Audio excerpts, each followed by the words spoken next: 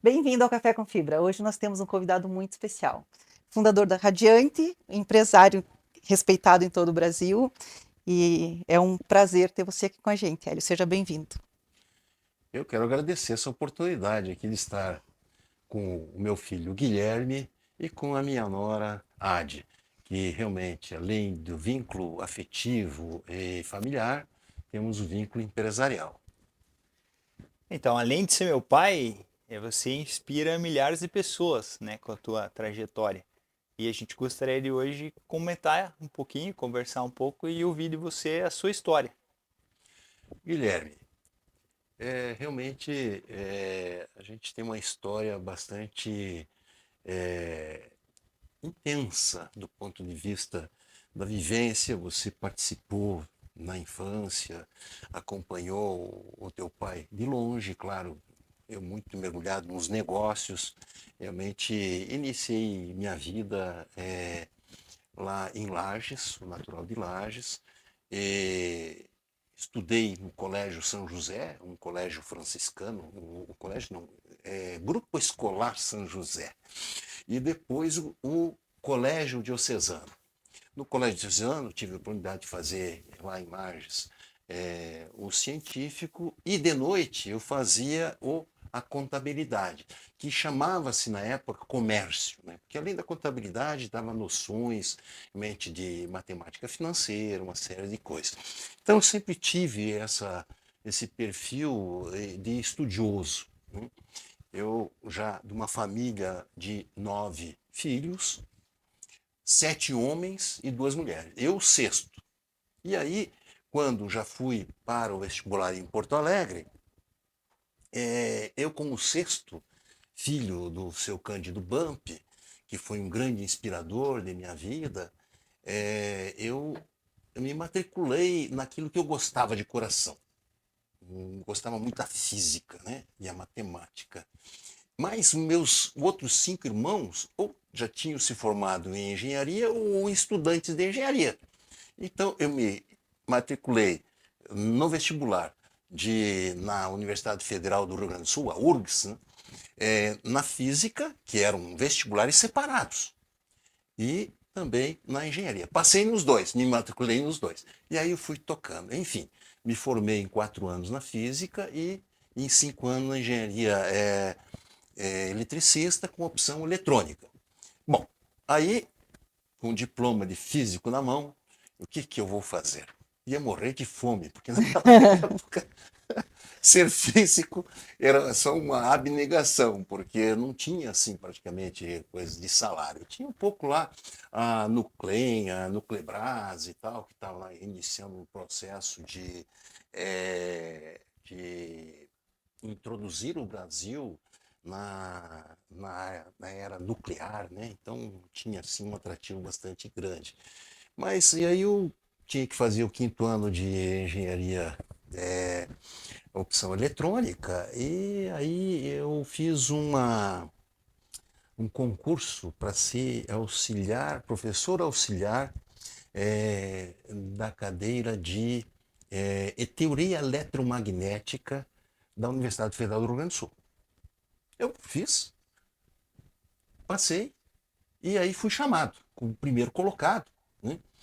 E qual foi minha surpresa? Que um dia antes de começar as aulas, eu fui ver a lista de presença, a lista de matriculados.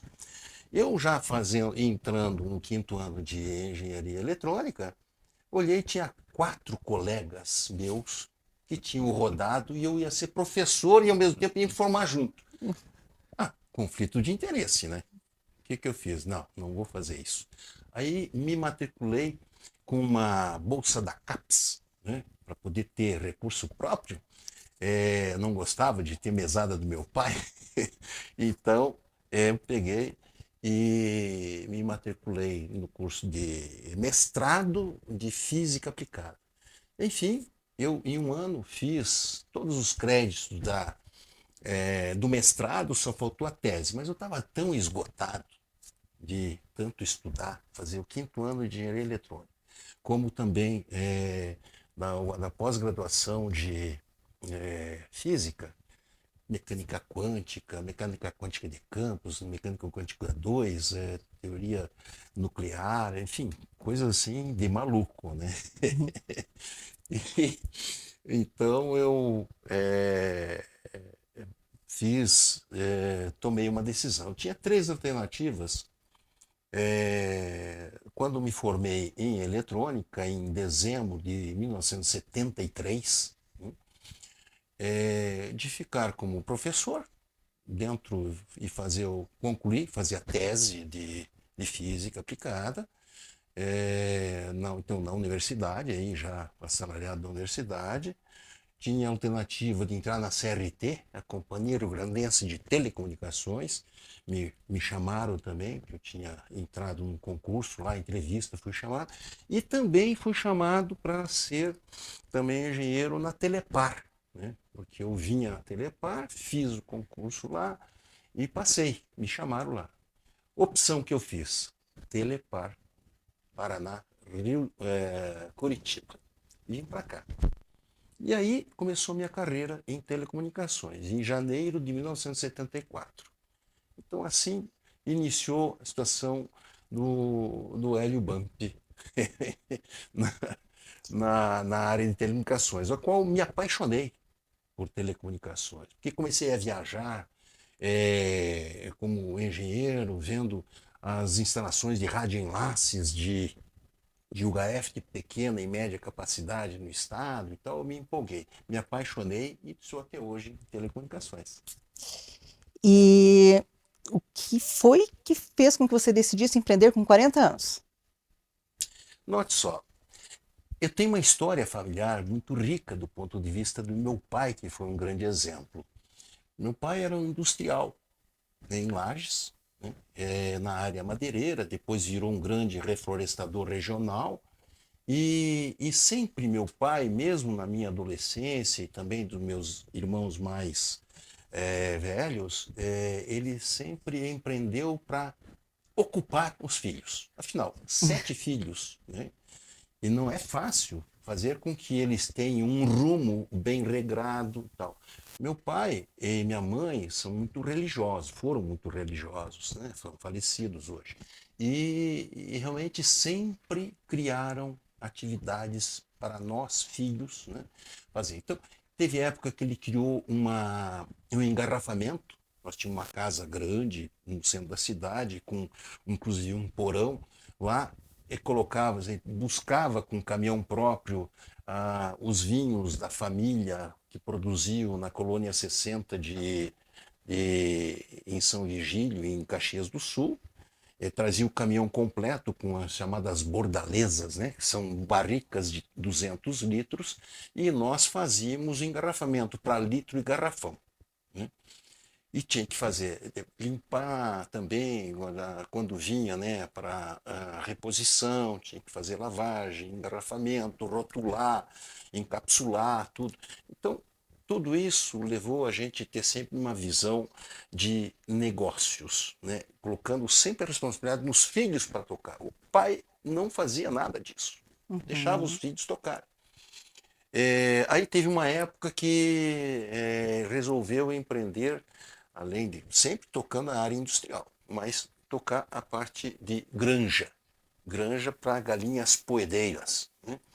E aí fez uma granja, modelo na época, era visitada por cariocas, paulistas para ver. Aí tinha um engenheiro agrônomo que realmente tocava, né? Morava na própria granja, entende? Numa casa boa, né? E realmente tocava. E nós ajudávamos o quê? Na parte de chocadeira, de fazer chocadeira. Então, os ovos, né, eram colocados em bandejas e se colocava em uma chocadeira que tem que, de 12 em 12 horas, fazer a,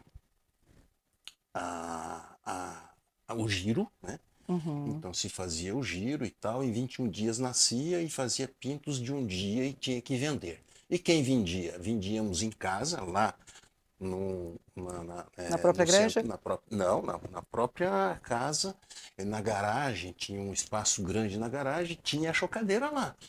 E os filhos tinham que atender a clientela. E até tinha um funcionário que também ia até a rodoviária com quintos de um dia para vender, com caixinhas para vender e tal. Era assim que capilarizava o negócio. Teve uma época também que o pai resolveu que na granja, que era uma área de quase 800 mil metros quadrados, entende? Era Grande. Então, grande. nós tínhamos aí, era cortada pela BR-282, tinha a granja lá de cima e lá de baixo. Ao lado de cima,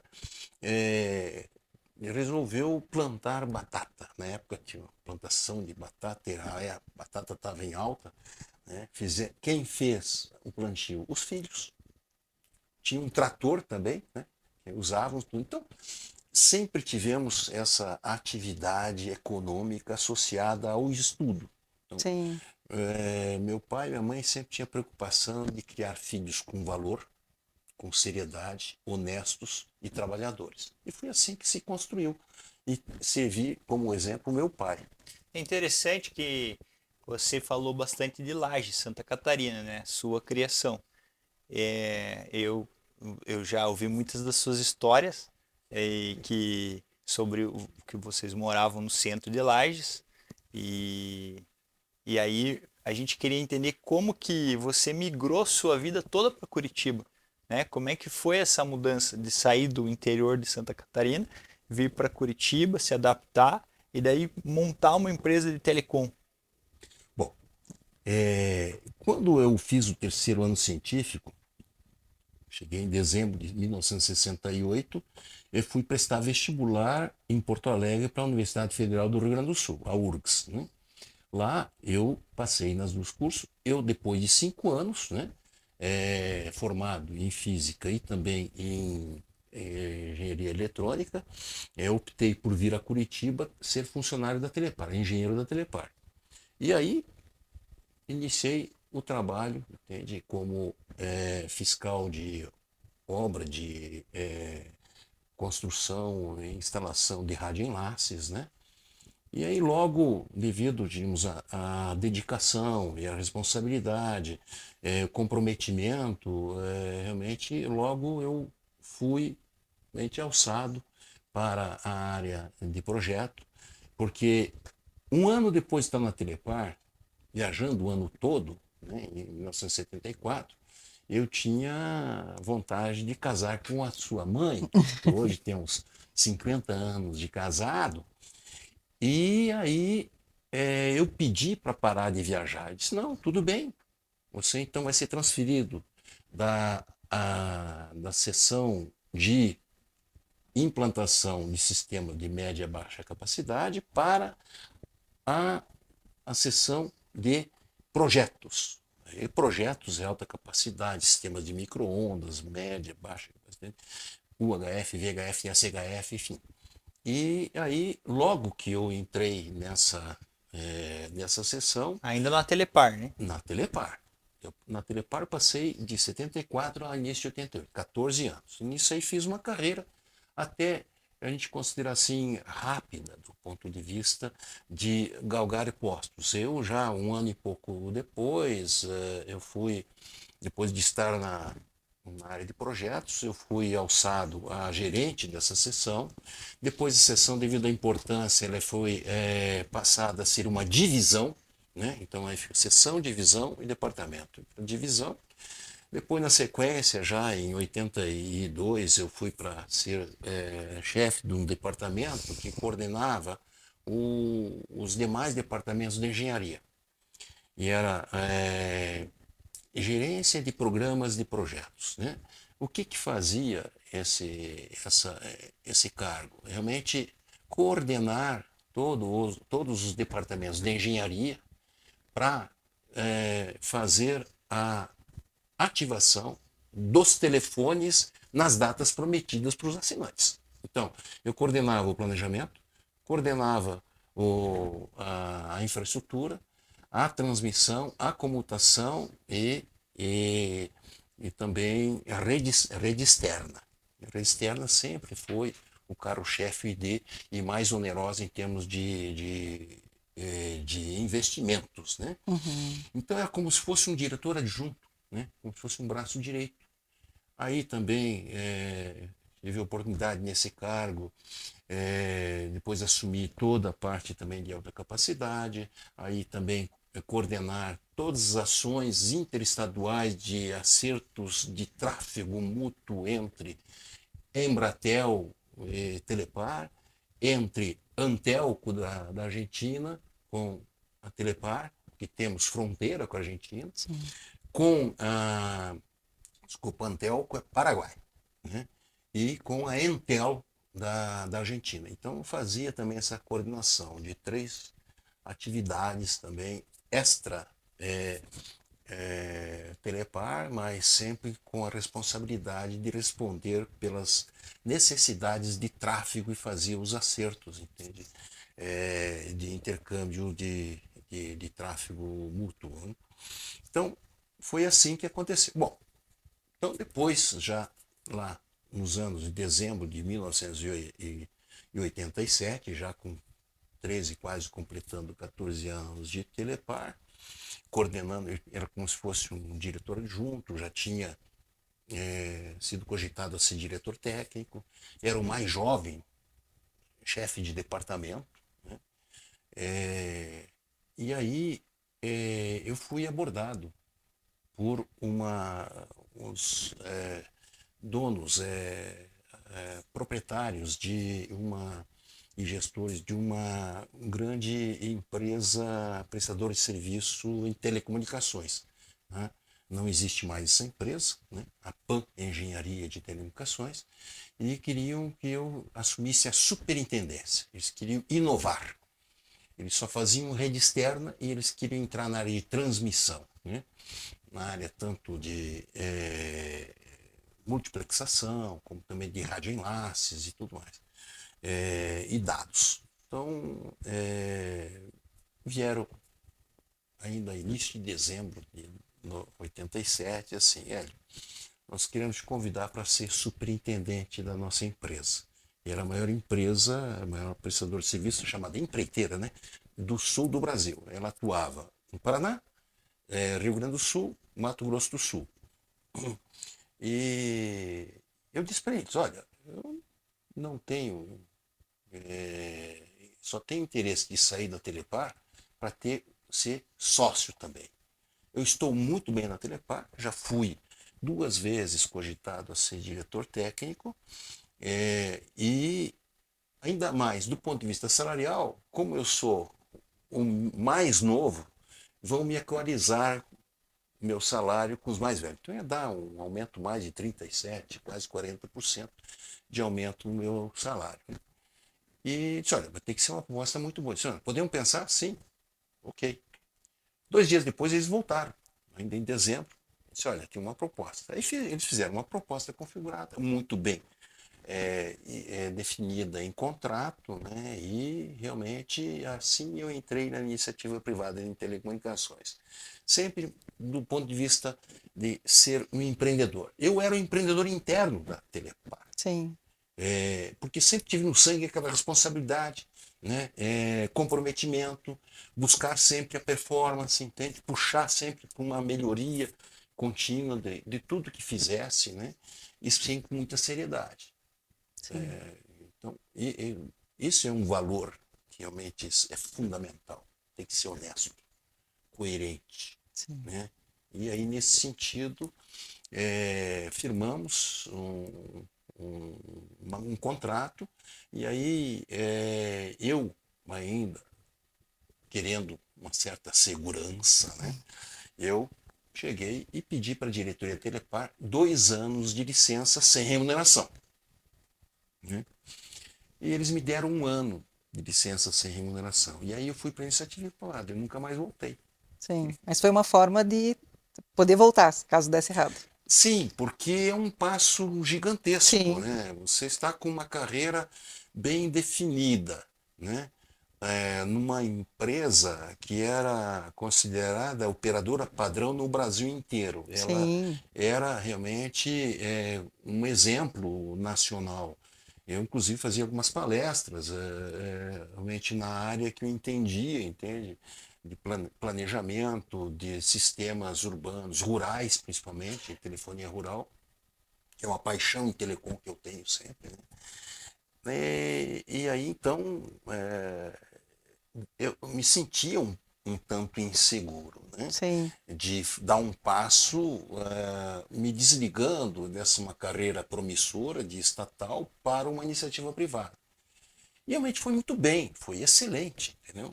Como Então, foi o choque de gestão? Imagino que tenha sido um choque de gestão sair de uma estatal que tem um ritmo e um formato para uma iniciativa privada, que é conhecida como algo bem mais corrido, né? Como é que foi isso para você, é essa muito experiência? interessante, porque, viu, Guilherme, eu dentro da Telepar, dado o meu perfil de sempre querer fazer ações rápidas e resultados rápidos, entende? A estatal ela tem uma certa burocracia, então sempre me senti um pouco travado nesse sentido.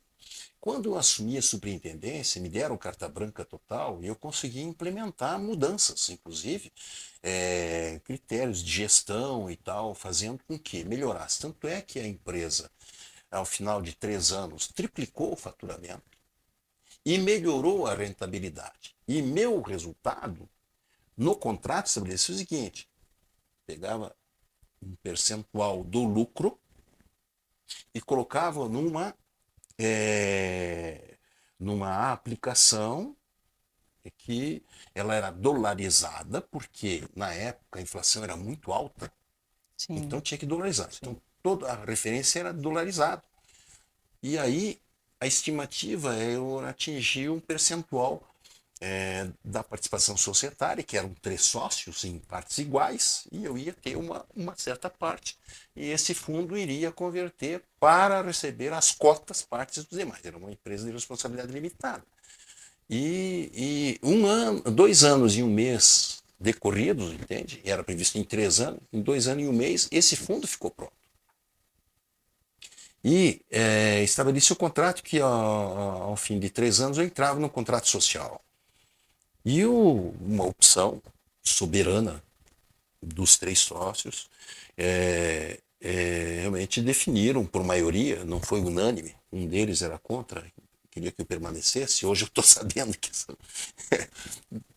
3 dos 2 eram a favor de eu sair e um era contra. E nesse sentido, definiram que iam rescindir meu contrato. O que é rescindir o contrato? Sem problema. Como é um contrato bem feito, esse fundo voltou para mim totalmente, sim. né? E aí, realmente, saí capitalizado, né? Foi uma surpresa, né? Tanto é que a empresa, 3 anos depois, ela entrou em dificuldades e tal, depois de concordata, e ela entrou em falência, entende? E ela tinha um futuro extremamente promissor com a minha gestão lá, né? E aí, o que fazer, né? Eu com minha esposa, né, 15 dias depois de termos encerrado esse contrato, né, eu entrei com pedido de fundação da Radiante Engenharia. Entendeu? Assim, ó, por quê? Até foi Isso foi em 1991, né? isso em janeiro de 1991, né? Então aconteceu no final de janeiro de 1991 uma rescisão. E 1º de março de 1991 iniciaram as atividades comerciais da Radiante. Mas por que realmente houve essa definição familiar? E não foi só minha definição, foi junto com a Vera, minha esposa. Ela perguntou, como é que comercialmente, como é que a empresa cresceu? Cresceu? Sim, ela triplicou o faturamento. Não é como? Quem era comercial? Era eu fazia comercial porque era um conhecido, entende, no sistema, na época, sistema Telebrás, né? Uhum. Estatal. Entendeu? E como é que foi? Não, muito bem, conheço, domino todo o processo operacional, comercial, então vamos fazer. Então, fundamos a Adiante, tendo eu como sócio e a Vera, minha sócia também. Na época, responsabilidade limitada tinha que ter 2 pessoas. Então, Sim, eu e minha esposa. E foi assim que começamos, entende? O primeiro ano foi realmente um desafio, fazendo proposta, porque estatal, já viu, tudo tem que ser por licitação, Sim, né? sim. E tem que ter qualificação. Como tinha acervo técnico do CREA, que era exigido sempre em toda licitação estatal, comecei a participar de tomadas de preço da Telepar, entende? E aí comecei a ganhar, entende? Fazer, entregar os serviços e tal, cresceu. Chegou o final de 91, eu estava trabalhando 18, 19 horas por dia, tinha poucos funcionários e tal. Foi aí que tomei a decisão de colocar um diretor técnico. Busquei no mercado, pessoa espetacular, entende? É uma pessoa de primeiríssima linha, um engenheiro, entende? E que aí realmente a empresa deslanchou. Foi como se assim um Boeing decolando, né? 3 anos depois, em 94, a Radiante já tinha 470 funcionários, né? E já trabalhava, além do Paraná, trabalhava em Santa Catarina e no Rio Grande do Sul. Entendeu? Aí veio o Plano Real. Você prestava serviço para Telebrasa, para Telepar, então, é isso? Era a Telepar, a Telesc e a CRT. Eram CRT do Rio Grande do três, Sul, né? Então três do era Rio Grande do Sul. Paraná, Santa Catarina e Rio Grande do Sul. Exatamente. As E tinha estatais, né? algum. Só que por coincidência, por peculiaridade, né? O meu primeira obra da Radiante não foi para uma empresa estatal, foi para o Bamerindos, né? Fez uma licitação para ligar a Impacel, em Arapoti, até a sua cidade com o sistema de conectividade. E fizemos o primeiro sistema de cabo enterrado, né, para atender a fábrica da Impacel. Hoje tem essa fábrica, né, chama-se Pisa, eu acho. Talvez tenha já outro tipo de nome, mas depois virou Pisa, enfim, outras denominações. Mas a primeira obra foi realmente uma empresa para uma empresa privada, entendeu? Um Sim. banco. Né? Depois, na sequência, vieram outros negócios. Nessa época eram poucas operadoras, né? É, Não era como hoje que o mercado Era é. tudo estatizado, né? Tudo estatizado. era.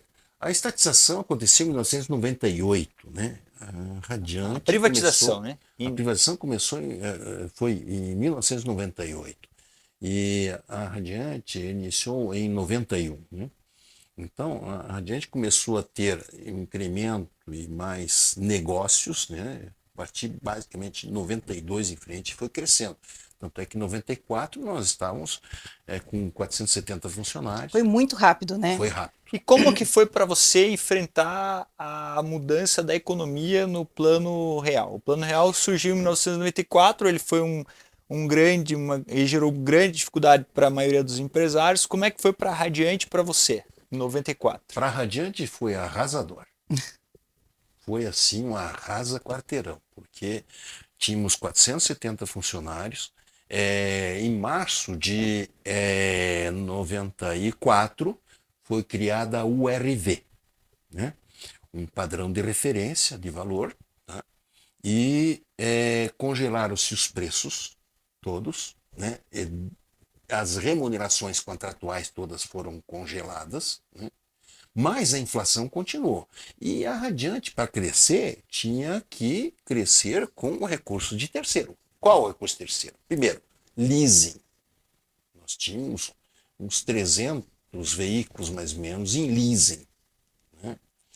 Segundo, capital de giro, né? Nós tínhamos banco, né? Nós tínhamos crédito. Então, banco para girar capital. Então, a Radiante se deparou com um congelamento de valor. Entretanto, os juros bancários e juros de leasing continuaram na faixa de 16% ao mês. E aí eu pedi rescisão de contratos. Nós tínhamos 11 contratos com a Telepar. Só com a Telepar tínhamos 11 contratos. E de manutenção. Contratos de manutenção. E aí ali tinha os contratos de construção, mas era fim a fim, então terminava de construir, recebia, resolvia, não tinha problema. Mas esses contratos de continuidade, que eram anuais, a gente pediu rescisão. E eles disseram, não, mas a Radiante está indo muito bem E não há motivo, né? Não há motivação administrativa. Como é que nós, perante o Tribunal de Contas, vamos justificar uma rescisão se não tem motivo? Sim, mas o motivo é que estou tendo prejuízo e não vou ter recurso para continuar tocando. Não, mas você está tocando muito bem, que não dá. Enfim, eu continuei tocando e 7 contratos terminaram, encerraram com 1 ano. Eu pedi que não ia continuar, mas tinha uma cláusula compulsória dentro do contrato que dizia o seguinte, que unilateralmente a Telepar poderia ainda expandir por mais 4 meses para poder ter tempo de absorver a sua estrutura. E eles tiveram a coragem de ainda esses 4 contratos ainda de prorrogar por 4 meses. Então eu sangrei tudo que podia ter. Aí, setembro de 1995, tivemos que tomar uma decisão, porque estávamos aí endividados, já não estava conseguindo dar fluidez com performance nossos trabalhos de manutenção, nós tivemos que tomar uma decisão dolorosa. Junto com o diretor técnico, definiu assim, olha, vamos demitir, encerrar os contratos que estão e entregar. Então, sentei com o diretor da Telepar, primeiro fui ao presidente da Telepar, disse, olha, vamos encerrar os contratos? Não, vocês não estão performando bem e tal, vamos encerrar os contratos. Sim, mas vai ser por acordo. Sim, vai ser por acordo, tudo bem, entendeu? Bom, fale lá com o diretor técnico, não vou até citar o nome, mas tinha fama de quebrar empreiteiras. Cheguei lá e disse, não, vamos acertar, acerta com a superintendente, fomos entregando os contratos, entregamos todos bonitinho, tem os contratos, entende, para as áreas operacionais da Telepar. Uma semana depois, veio um dossiê de multa de 20% sobre os contratos e retenção de todas as receitas que tinha direito. Então foi um colapso total. Decisão tomada, 30 de setembro de 1994, nós, de 470 funcionários, imediatamente demitimos, ficamos com 43 funcionários. Não, 94 ou 95? Foi em 94. 95. 95, né? 95. Tinha passado aí um ano do plano real implantado. Um ano e 6 meses já, né? Então conseguimos aguentar todo esse tempo, mas com um passivo danado. Sim. E aí, para resolver isso? Eu tinha contrato saudável em Santa Catarina. Né? Mas um passivo gigante. Um passivo gigante. Aí um grande amigo meu, advogado, fui falar com ele, disse, olha, a minha situação é essa. Assim, assim, assim, assim. Ele disse, então, o que você sugere? Perguntei para ele, né? Olha, fecha esse CNPJ e abra outro. Isso eu não vou fazer. Porque as dívidas fui eu que fiz, e vou pagar todas elas. Mas como você vai pagar? O que você tem? Quanto tempo você trabalha por dia? Eu trabalho de 18 horas. Então, Hélio, você vai ter que trabalhar 24 horas. Sim, mas aí eu não aguento. Mas, meu caro, eu sou um cara sério. Aquilo de dívida que eu tenho, eu vou pagar. Tá? Mas, bom, a minha posição é essa. Mas, tá bom, eu vou enfrentar a crise. E assim eu enfrentei. Realmente foi difícil. Tive até problema de depressão na época, tive que encarar isso. Talvez o Guilherme não tenha percebido ainda na adolescência dele a minha dificuldade de saúde, mas enfrentei e acabei superando, com o apoio da Vera, entende, também. E aí as coisas andaram. E depois foi uma grande lição. E nisso aí realmente a gente galgou e hoje temos a Radiante consolidada, mas aí já com mais tecnologia embarcada, né? O Guilherme assumiu as atividades no início de 2019 como administrador, que foi muito bom, né, Guilherme? Sim, mas ainda temos muito o que falar até chegar lá, né? Nós estamos em 95, 1995, 30 anos atrás. Então, de lá para cá, muita coisa. Hoje são mais de 1.000 colaboradores, né? Sim. O que foi essencial para sustentar esse crescimento? Olha, primeiro, você tem que ter credibilidade. Né? Segundo, tem que ter comprometimento e esforço, tem que ter atitude, né? Tem que ter visão empreendedora, não ter medo de inovar, né? Então, tem que realmente buscar seu sonho. Eu Sim. sempre tive sonho de fazer uma empresa grande, né, sustentável e com entrega de resultado. Hoje, Sim. eu sinto uma satisfação enorme de ver que a Radiante tem essas características. Ela é responsável, cumpre suas obrigações, tem os indicadores operacionais que entregam com qualidade, tá? Mas aí já com o auxílio de meus filhos. Meu filho Guilherme, que tocou a administração da Radiante até 2023, né? 22. 2022, 22. 2019, E 2023. também suportado por uma empresa do grupo também, que é tocada pelo Marcelo, filho mais novo, né? Que é a Multilig, que é a empresa de software. Então, uma das características também da Radiante é não ficar prisioneira de tecnologia, porque o software é feito pelo grupo de acordo com as suas necessidades, sob medida. Então, o ERP é próprio, né?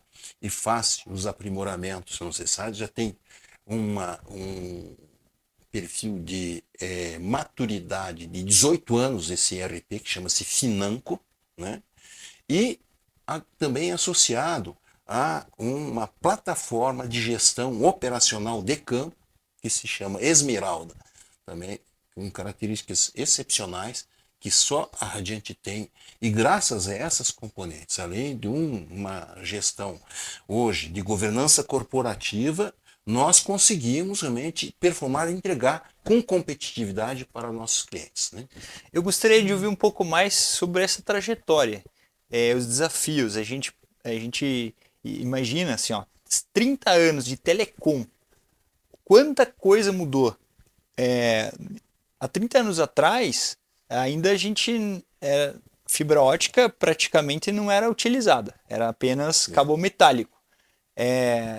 Então houve uma migração completa de tecnologia e também houve uma mudança em 1998 com a privatização das telecomunicações do Brasil, que passou de um modelo estatal para um modelo privado. Eu queria ouvir um pouco de você, como é que foi encarar essas duas grandes mudanças que impactaram completamente o cenário nacional, né? De uma época que o telefone, as pessoas tinham que entrar numa lista de chamada, lista de espera para comprar um telefone, era um bem, um ativo da pessoa física, para hoje que o celular, você compra o chip em qualquer esquina, né? Como é que foi essa mudança para Radiante? A Radiante sempre buscou a competitividade e a eficiência, né? E sempre com entregas. Então, quando entrou a privatização, as empresas privadas, elas, depois com o tempo, fizeram também licitações para realmente suprir a continuidade dos seus negócios, né? Manutenção, construção. E a Radiante sempre com essa visão, digamos, empreendedora de ter uma administração competente e enxuta, e o qual sempre eu me envolvi, né, em termos de ver os processos e ver onde é que pode melhorar, onde tem possíveis falhas para poder realmente arrumar. Nós conseguimos realmente ter o nosso espaço mantido e até expandido, né? Agora, realmente houveram mudanças gigantescas na tecnologia, né? E aí tem que também acompanhar a tecnologia. E nisso tem que fazer capacitação, fazer treinamento. Então, sempre tivemos essa preocupação de realmente apresentar ao cliente soluções, né, nas licitações que fossem inovadoras do ponto de vista de realmente entrega dos trabalhos, né? Então, essa sintonia ela é muito importante e a gente olha nesses 30 anos realmente a evolução, quando começou a Radiante, fibra ótica não era nem nem falada. A primeira fibra ótica no Brasil, né, foi instalada e projetada na minha área, na Telepar, que na época não podia ser divulgado, inclusive, né? Porque era uma doação da Siemens AG, em termos do cabo de fibra ótica, e eu que coordenei a implantação da primeira fibra ótica no Brasil, uma coisa que pouca gente sabe. Verdade. Entendeu? E não podia divulgar porque senão a Telebrás ia cercear, porque era um acordo que tinha que passar para a Telebrás. E não era, era a CIMIC diretamente com a Telepar, né? E foi aí que despertou também o interesse, na época ainda que eu estava na Telepar, para ser chamado pela iniciativa privada para introduzir a fibra ótica também. Sim. Entendeu? E eu introduzi a fibra ótica na empreiteira da época, entende? Para iniciar os trabalhos também. Então, a gente rompia fronteiras, né? De negócios, né? Não só na área de transmissão, que era a minha área de origem, né? Os sistemas multiplex, eu até chamar uma sopinha de letras, né? Falar FDM, TDM, Sim. depois, né? O PCM, né? E isso tudo a gente acompanhou e introduziu, entende? Como prestador de serviço dentro. Na Telepar foi introduzido também, né? Os sistemas de rádios digitais também foi uma concepção da minha área, entendeu?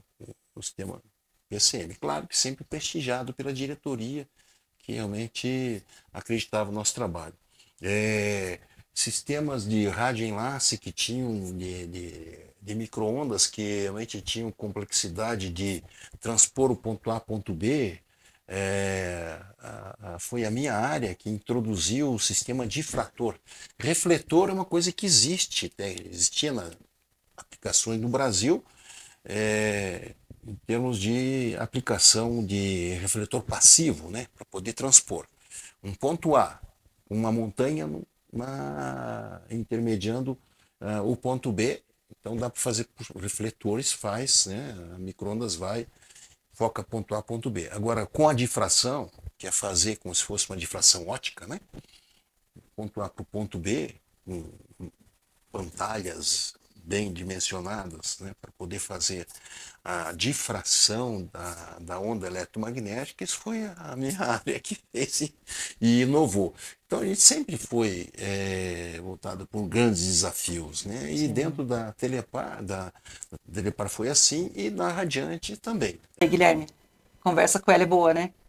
Rende. Eu estava aqui tomando cafezinho, café com fibra, lembrando quantas passagens bem interessantes que ele falou e que marcam a nossa vida, né?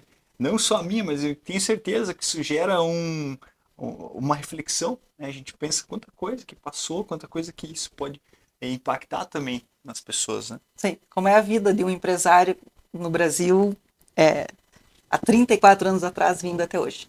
Bom, diante disso, a minha sugestão é que vamos dividir em 2 episódios. Vamos! Então, Isso aí. faremos 2 episódios. Segue a história no próximo episódio.